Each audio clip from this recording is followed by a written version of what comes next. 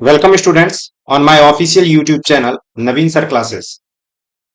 साथियों, आज हम लोग पॉलिटी क्लास 5 पर बात करेंगे। बाइलिंगुअल ये दोनों ही लैंग्वेज में ये क्लास चलने वाली है, जिसमें आज हम लोग बात करने वाले हैं लिखित अलिखित संविधान, रिटन और अनरिटन कॉन्स्टिट्यूशन के बारे में, जिसमें हम लोग देखेंगे कि इनकी क्या प्रमुख विशेषताएं हैं और किस आधार पर हम किसी संविधान को लिखित कहते हैं और किसी भी संविधान को अलिखित कहते हैं। क्या वाकई अलिखित संविधान में कुछ भी लिखा नहीं गया होता है? क्या लिखित संविधान में सब कुछ लिखा होता है? ये सारी चीजें हम लोग एक एक करके सारी चीजें हम लोग देखने वाले हैं। तो चलिए हम लोग आगे बढ़ते हैं।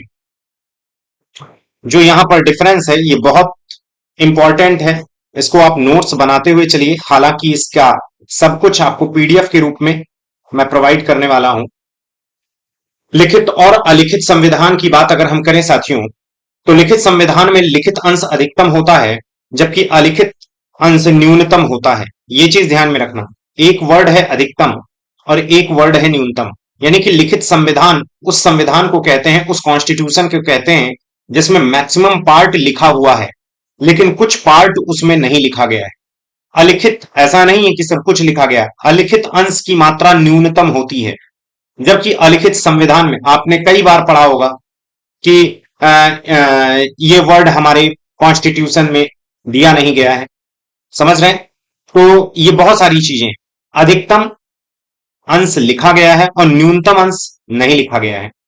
वहीं अलिखित संविधान में साथियों अलिखित अंश अधिकतम होता है।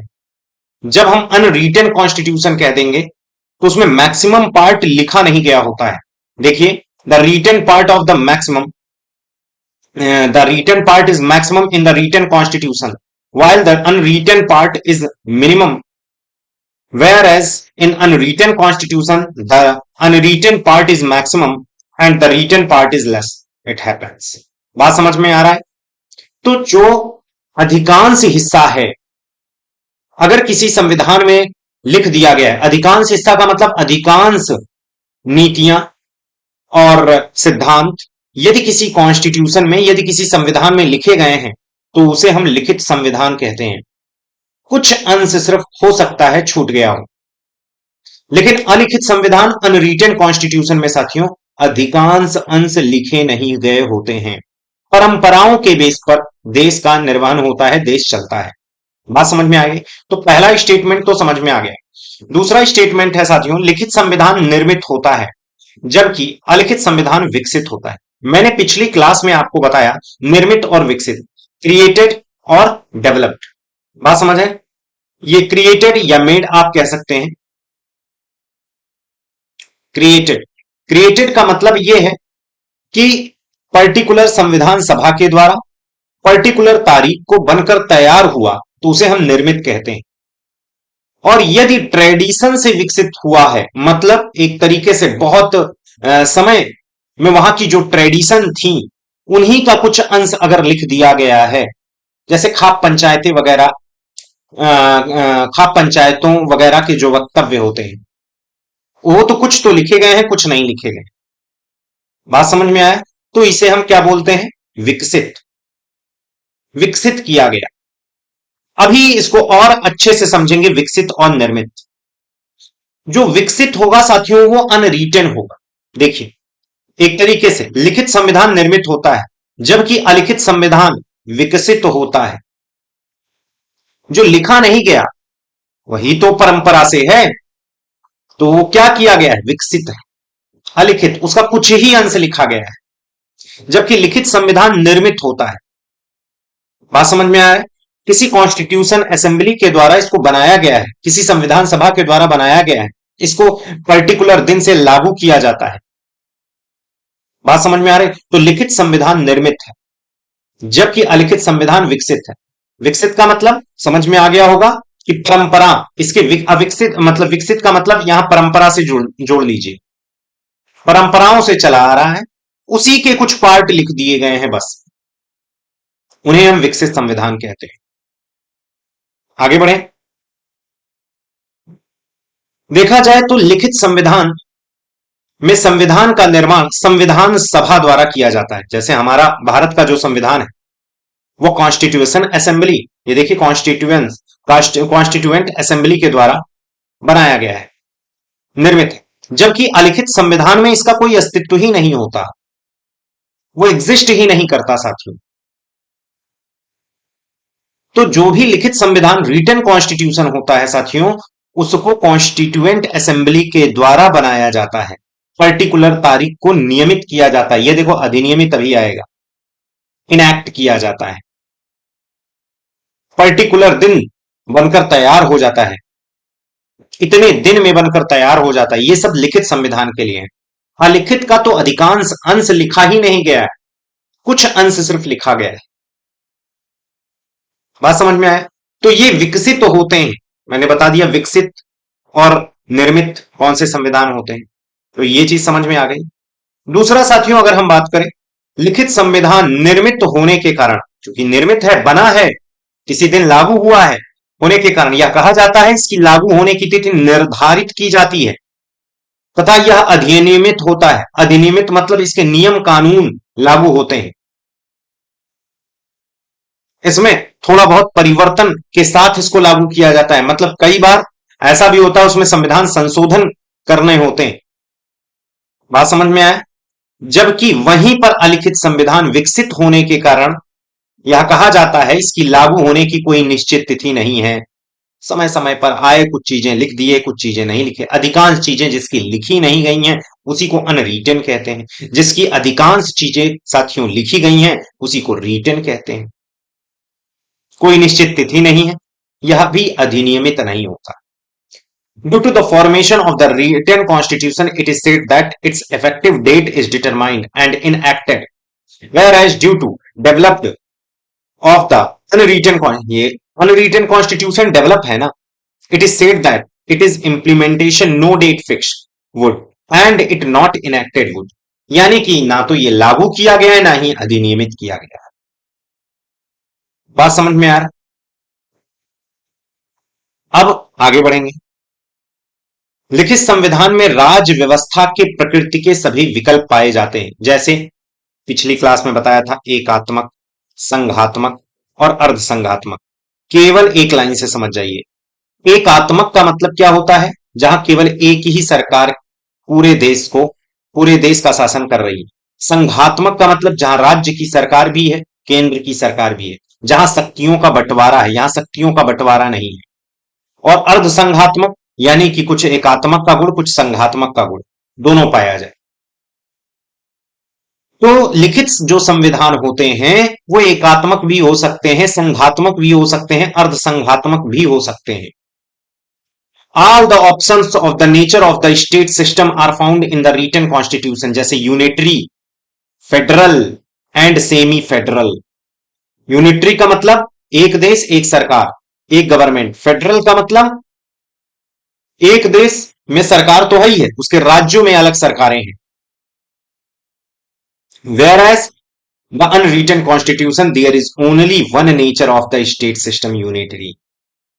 जबकि अलिखित जो संविधान होते हैं वहां पर एकात्मक लक्षण पाया जाता है। बात समझ में आ रहा है कि नहीं? अलिखित संविधान जैसे ब्रिटेन का है अलिखित संविधान, इसलिए वहां पर राजा, एक ही राजा के द्वारा शासन किया जा रहा है। बात समझ में आ रहा है? तो यहां पर देखिए लिखित संविधान राज्य व्यवस्था की प्रकृति के एकात्मक, संघात्मक, अर्धसंघात्मक दोनों हो सकते हैं क्योंकि वो लिखा गया है। अब जैसा उस देश का नेचर होगा, छोटा देश होगा तो एकात्मक लगा देंगे, बड़ा देश है तो संघात्मक लगा देंगे, भारत जैसा देश है तो अर्धसंघात्मक, विविधता बहुत ज्यादा है तो अर्धसंघात्मक। वो वहां का कॉन्स्टिट्यूशन निर्धारित करता है कि कौन सा होगा। जबकि साथियों अलिखित संविधान में केवल एक ही होता है, एकात्मक।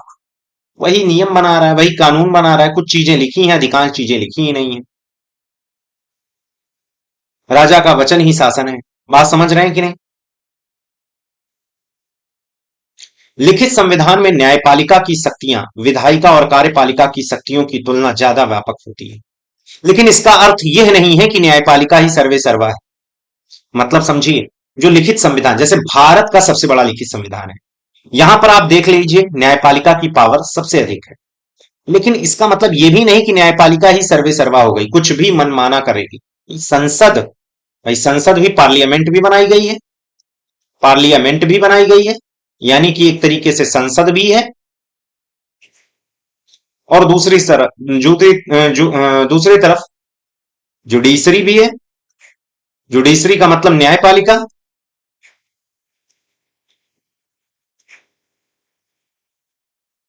तो बात यह है, जो पार्लियामेंट्री है, जो जुडिशरी है, कभी ये बड़ी हो जाती है, कभी ये बड़ी हो जाती है। अगर कोई ऐसे नियम कानून पार्लियामेंट के द्वारा पास किया जा रहा है जो कि संविधान के खिलाफ है, तो जुडिशरी उस पर रोक लगाती है। यदि जुडिशरी कोई ऐसा नियम कानून बना रही है तो विधायिका उसे रोक लगाती है। कोई सर्वश्रेष्ठ नहीं है, लेकिन फिर भी न्यायपालिका की शक्तियां ज्यादा हैं। बात समझ में? क्योंकि कॉन्फ्लिक्ट बहुत होंगे। लिखित संविधान बड़े देशों में लागू होता है ना। अभी आपने देखा, जैसे भारत का संविधान है, अर्धसंघात्मक है, यूनिटरी कैरेक्टर भी है, एकात्मक भी है। जैसे अभी इमरजेंसी लग जाए तो सारी शक्तियां सेंटर ही देखे, सारी शक्तियां, अधिकांश शक्तियां सेंटर के पास चली जाती हैं। तो ये लक्षण एकात्मक को दिखाते हैं ना। वैसे अन्य स्थितियों में फेडरल है, यानी कि संघात्मक है, शक्तियों का बंटवारा है। बात समझ में आया? तो बात यही है, पार्लियामेंट और संसद। न्यायपालिका देखी जाती है, जहां जहां लिखित संविधान है वहां न्यायपालिका को ज्यादा बड़ा तवज्जो दिया जाता है। जबकि वहीं अलिखित संविधान में न्यायपालिका की शक्तियां सीमित कर दी गई हैं, विधायिका की शक्तियां ज्यादा है। वहीं ब्रिटेन में जाके देखो, संसद की पावर सर्व सबसे ज्यादा है, विधायिका की शक्तियां सबसे ज्यादा है। अलिखित संविधान, समझ रहे हैं? विधायिका यानी कि जो संसद बताएगी वही नियम कानून लागू होगा।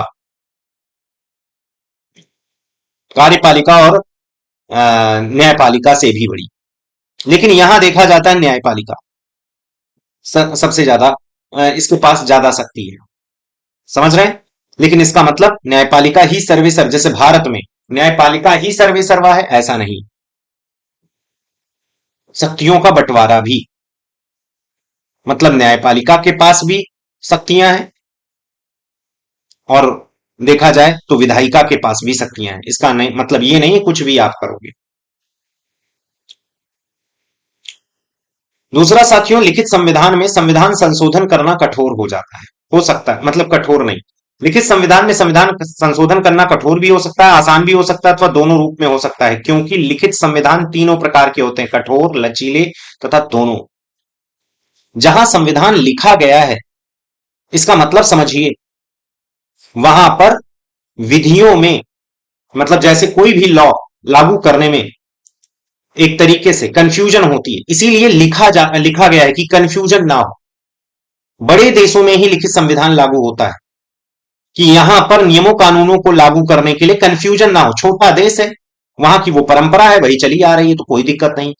लेकिन बड़ा देश है साथियों, बड़ी विविधता है, तो उसे लिखना पड़ेगा, नहीं तो हमेशा कंफ्यूजन। इवन आप देखिए ना, जैसे आप पैसे कमाते हैं, यदि उसका ब्यौरा ना लिखें तो आप भूल जाते हैं। तो बिल्कुल वैसे ही, जो जहां जिस देश, मतलब जो भी देश बड़ा है, वहां लिखित संविधान तो होगा ही। बात समझ रहे हैं? वहां एकात्मक, संघात्मक और अर्धसंघात्मक कुछ भी हो सकता है, ये संविधान निर्धारित करेगा। तो लिखित संविधान में संविधान संशोधन करना कठोर भी हो सकता है, आसान भी हो सकता है, अथवा दोनों रूप के हो सकते हैं। अब यह कॉन्स्टिट्यूशन तय करेगी, जो लिखा गया संविधान है। बात समझ में आया? वहीं पर अलिखित संविधान में संविधान संशोधन करना आसान है, क्योंकि इसका संविधान लचीला संविधान है। क्योंकि भैया, अलिखित संविधान अगर जिसका है, लचीला संविधान है, क्योंकि वहां संसद सर्वोच्च है, जैसा चाहे वैसा नियम कानून बनाए, क्योंकि मैंने बताया संसद ही सर्वोच्च है। Written constitution can also be harsh, मतलब कठिन है, can be simple, or can be both forms, because written constitution can be three types: rigid, flexible and both.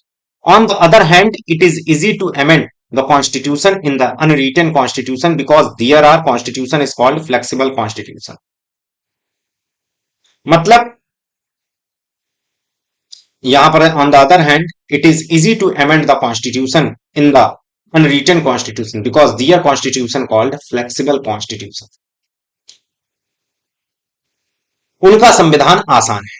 अब यहां पर हम लोग अगर देखें तो यहां कुछ आपसे एग्जाम में क्वेश्चन पूछा जाता है, जैसे लिखित संविधान के कौन कौन से उदाहरण हैं। तो अमेरिका का संविधान सबसे पहला, सबसे बड़ा नहीं है, सबसे पहला लिखित संविधान, सबसे छोटा लिखित संविधान है, पहला है और सबसे छोटा। कठोर संविधान, आसानी से परिवर्तन आप इसको नहीं कर सकते।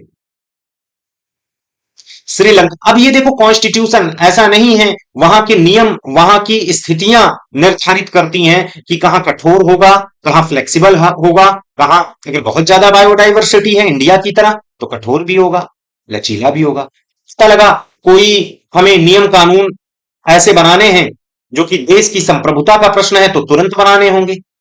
तो अगर संविधान फ्लेक्सिबल नहीं होगा तो बना नहीं पाएंगे ना। और ऐसा भी नहीं करना है कि कुछ भी चेंज करते रहो।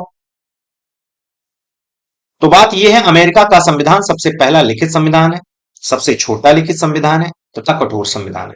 श्रीलंका का संविधान सबसे लचीला संविधान है, फ्लेक्सिबल है।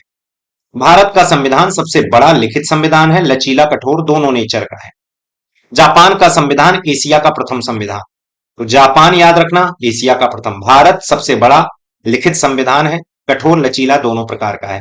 श्रीलंका का संविधान सबसे लचीला है, वहीं अमेरिका का संविधान सबसे पहला संविधान है, सबसे छोटा लिखित संविधान है, कठोर संविधान है, फ्लेक्सिबल। यहां वही चीजें हैं, मैंने आपको इंग्लिश में भी बता दिया। Constitution of Sri Lanka has most flexible है, और यहां जापान का एशिया का पहला रिटन कॉन्स्टिट्यूशन है, ये शॉर्टेस्ट कॉन्स्टिट्यूशन है साथियों, पहला लिखित संविधान है, स्ट्रिक्ट कॉन्स्टिट्यूशन है, किसका, यूएसए। अलिखित संविधान के उदाहरण में ब्रिटेन है, सऊदी अरेबिया है, न्यूजीलैंड है, इजराइल है। ब्रिटेन, सऊदी अरेबिया, न्यूजीलैंड और इजराइल। तो उम्मीद है आपको बेहतर ढंग से समझ में आया। एक बार मैं समराइज करता हूं। देखिए, लिखित और अलिखित संविधान में ऐसा कतई नहीं है भैया, लिखित संविधान लिखा है, अलिखित नहीं लिखा है। इसमें मैक्सिमम अंश की बात की गई है। अधिकांश भाग जिस संविधान में लिखे नहीं गए हैं वो अलिखित, अधिकांश भाग जिसके लिखे गए हैं वो लिखित। बस सीधी बात, यहां यही समझाया गया। दूसरा साथियों, निर्मित संविधान और विकसित संविधान। जो अनरिटन कॉन्स्टिट्यूशन है, अलिखित संविधान है साथियों, वो कैसा है, अलिखित संविधान कैसा है, विकसित है। अधिकांश अंश लिखे ही नहीं गए, परंपराओं से जो चीजें मान ली गई हैं उनको मानते चले आ रहे हैं, कुछ चीजें उसमें सिर्फ लिखी हैं। लेकिन लिखित संविधान निर्मित होता है, बनाया जाता है, किसके द्वारा, ये देखो, कॉन्स्टिट्यूशन, कॉन्स्टिट्यूएंट असेंबली। लेकिन इसमें तो कॉन्स्टिट्यूएंट असेंबली का कोई अस्तित्व नहीं है।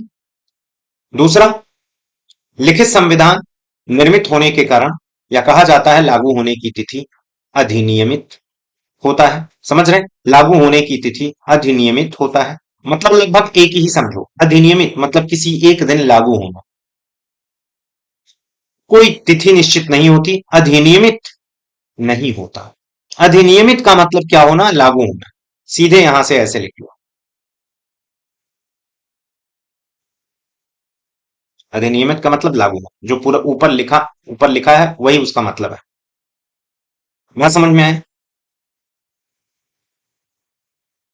लिखित संविधान में राज्य व्यवस्था की प्रकृति के सभी विकल्प पाए जाते हैं, जैसे एकात्मक, एक ही सरकार सर्वे सर्वा, संघात्मक, राज्य की सरकार अलग, केंद्र की सरकार अलग, शक्तियों का बंटवारा संघात्मक में, और अर्ध संघात्मक, कुछ कैरेक्टर इसमें भी हो कुछ। तो लिखित संविधान अब वहां देश की स्थिति को देखकर एकात्मक, संघात्मक, संघात्मक बनाती है, जबकि वहीं अलिखित संविधान, यहां भाई एक ही मतलब वहां डिक्टेटरशिप चलती है भाई। कारण क्या है, एकात्मक, भाई ये लिखा नहीं गया है, अलिखित संविधान, एकात्मक मतलब वहां एक ही सरकार चलती है और वही जो परंपरा बनाई है उसी के आधार पर चलेगा सब कुछ। लिखित संविधान में न्यायपालिका की शक्तियां, अब देखिए लिखित संविधान बड़ा होगा, इसीलिए साथियों ज्यादातर जगहों पर न्यायपालिका को सर्वोच्च बना दिया गया है। कहीं पर ऐसा ना हो कि एग्जीक्यूटिव विधायिका से लड़ रहा है, लेजिस्लेचर से लड़ रहा है, या केंद्र की विधायिका राज्य की विधायिकाओं से लड़ रही है। इसलिए कोई न्याय करने वाला व्यक्ति को सर्वे सर्वा बनाना होगा। लेकिन ये याद रखना, सर्वोच्च है, सर्वे सर्वा नहीं है। ये भी कॉन्स्टिट्यूशन के अंदर ही रहकर काम करेगा, और ऐसा नहीं कुछ भी नियम बना देगा, पार्लियामेंट तुरंत उसमें इंटरफेयर करेगी।